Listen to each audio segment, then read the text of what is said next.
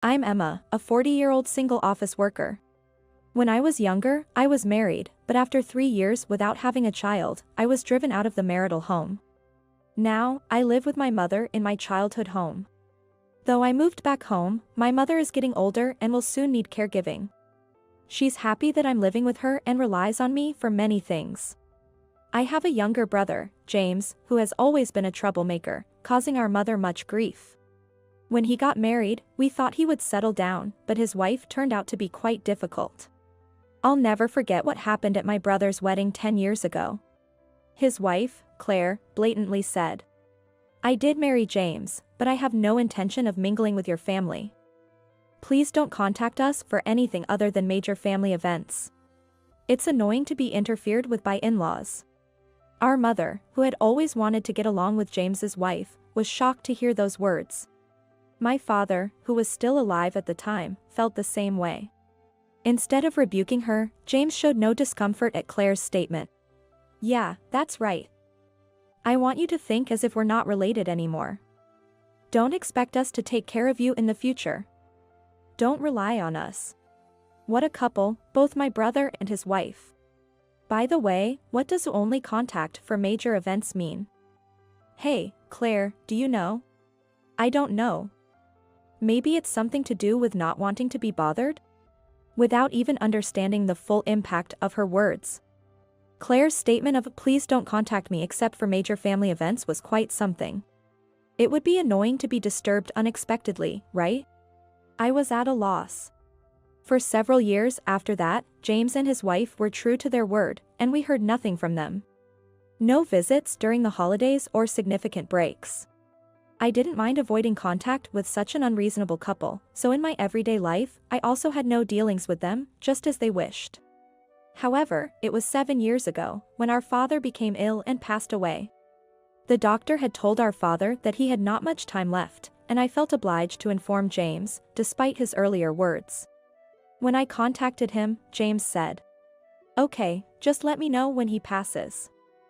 I'll come for the funeral." I couldn't believe my ears. What? You're not even going to visit Dad, who might be on his deathbed? It's not like my visiting him will extend his life, right? Besides, Claire said we're not going to attend anything but weddings and funerals. Indeed, they had said that at the wedding, but didn't they realize the funeral part was approaching? Despite his own parents' impending death, he wanted to wait until the funeral. I couldn't bring myself to tell my father or mother what James had said. So, my father died waiting for a visit from his son and daughter-in-law that never came. My brother and his wife, as expected, attended the funeral. It's important to be present for life's major events. They truly lived up to those words.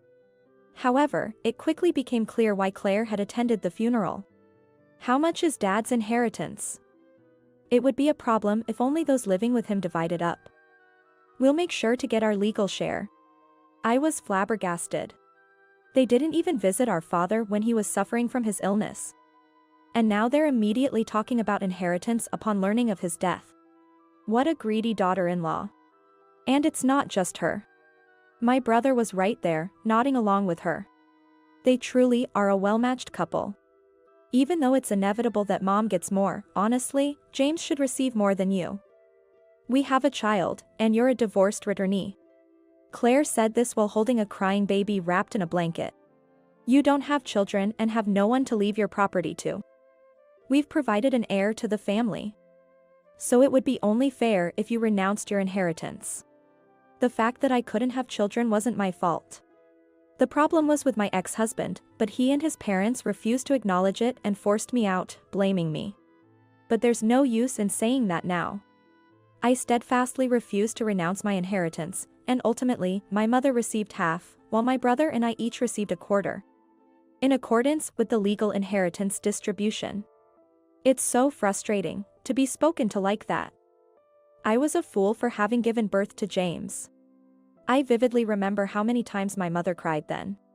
If Dad had left a will, James and his family wouldn't have been able to take his hard-earned money. I completely agreed with her. Please, Emma, make sure everything is in order when it's my time. I don't want to give James and his family even a penny more of the money I inherited from your father. Please make sure of it. It seems that even my mother, who once had familial feelings for my brother, lost them entirely after the issue of Dad's inheritance. However, it was my oversight not to have had a specific discussion about property with my mother since then, up to now. Discussing property and inheritance, implying my mother's passing, always made me hesitant. I've been putting off writing an end-of-life plan, finding it troublesome, and have just been procrastinating. But that was a mistake. If I had taken action earlier, I wouldn't have been involved in such trouble. This happened a month ago. Suddenly, my brother and his wife, along with their 3 children, showed up unannounced at our house. From now on, we'll be living in this house. We're expecting our 4th child, so our previous house became too cramped. What? I couldn't believe it. Completely uninvolved until now, what were they thinking? We'll turn your room into our bedroom, and the vacant room will become the kids' room. It's a bit old, so maybe we should remodel it. Wait, just a minute. I said, flustered. You want to live together? When and where was this decided? And turning my room into your bedroom. Where am I supposed to live? You really don't understand, do you? Claire said with an air of exasperation. We're telling you to leave because I'm pregnant with the 4th child. We'll be living here with your mother. She would prefer to live with her grandchildren rather than with a childless daughter like you. When I glanced at my mother, she was shaking her head vigorously. Anyway, we'll eventually inherit this house, so we might as well move in now. Wait a minute. Why would this house become theirs? Well, it's obvious, isn't it? James is the heir to this house, and what would a childless woman do with it? Claire's smirking, greedy face was truly repulsive. But I was astounded to hear what came next. Apparently, my brother's family had already vacated their apartment. That meant I couldn't just forcibly evict them. What about the young children? I didn't even know they were born, but they were still in elementary school and kindergarten age. Judging by their appearance, they seemed utterly neglected, wearing dirty clothes. I felt a pang of sympathy for them. My mother seemed to feel the same way. This sympathy led to the start of a begrudging cohabitation. And Claire began scheming to take over the house. Emma, where is the deed to this house? You know, it's better to know in advance in case something happens. The house was in my mother's name, but Claire was probing for the location of the deed. This wasn't a joke. Telling her the location of the deed could lead to disaster. If I revealed it, she might just snatch it and change the registration of the house. I realized I needed to take action before it was too late. But when I started to take the necessary steps, an unbelievable fact came to light. I was shocked when I learned this fact. Yet, at the same time, I saw it as the greatest opportunity. An opportunity to protect my mother, myself, and the pitiable children. I consulted with my mother and decided to confront my brother and his wife. On the day of the showdown, my mother and I faced my brother and his wife across the dining table. We had the children play in another room. We couldn't expose such young kids to this kind of turmoil. I was the first to speak. I've been wondering why you suddenly moved into this house, but now I finally understand why. Claire smiled ingratiatingly at my mother, not at me. Oh come on, the reason is obvious. We're here to let Mom spend time with her grandchildren. Since you didn't fulfill your role, Emma. Mom. You love your grandchildren, don't you? Then my mother shook her head, as if to say, oh dear. They are indeed adorable, surprisingly so, considering they're your children. It's good they don't resemble their parents. Claire looked offended at my mother's cold response. You'll regret saying such disrespectful things. You don't know anything. Claire smirked, but little did she know, the regret would be on her part. I asked Mom. You know why James and his family suddenly came to this house, don't you, Mom? My mother replied. Yes, I do. It's not the superficial reason Claire just mentioned. It's probably for the inheritance, isn't it? What? Hey, what are you talking about, Emma? James started to panic. But they had no idea that their wrongdoing had already been exposed. My mother continued. Actually, recently, my personal seal and registration card went missing. They were found the next day, so I thought maybe I misplaced them. I even wondered if I was starting to get senile. But that wasn't the case. What are you talking about, Mom? James feigned ignorance. Don't play dumb. What did you do with my personal seal and registration card? Though it might have been Claire, not you. How rude to suggest that I stole your personal seal. Claire countered, but I stood my ground. Exactly. And what are you going to do about it? What am I going to do? It's obvious, I'm going to report this to the police. Police. James's voice cracked. Going to the police? That's a bit extreme. It's not extreme at all. Stealing someone's personal seal is a serious crime, even if it's within the family. And using that seal for such an outrageous act. James and Claire looked visibly shaken. It seemed they had realized their crime was exposed. You kept asking about the location of the deed, so I got worried and discussed it with Mom. That's when I decided to buy this house from her. I'm single and living at home, and as Claire mentioned, childless, so I have some savings. But when I went to proceed with the purchase, I was shocked. The house was already in James's name. James and Claire had rummaged through the house to find the deed and the personal seal while my mother and I were away. And changed the ownership illegally. The shock I felt when I found this at the Legal Affairs Bureau was indescribable. That's... James was flustered, but Claire just smirked. Well, you found out sooner than expected. I thought we'd surprise you after your mother passed away. But it's too late now. The house is already in James's name. We thought about letting Mom stay out of pity, but if you have a problem, both of you can leave. She didn't understand anything at all. Neither did James. They were so clueless. I sighed.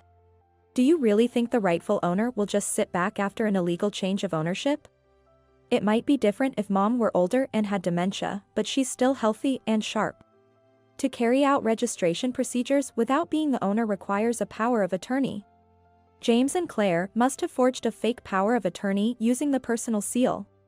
If we get a handwriting expert, it'll be clear who wrote it.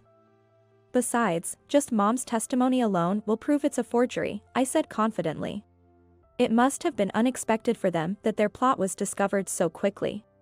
James and Claire couldn't even rebut. In a court case, even you two should be able to figure out who would win and who would lose, I pointed out. A trial, you say? James asked timidly. This is a serious crime, you know. After discussing it with Mom, we've decided to press charges against you, I said. Charges? But, we're family.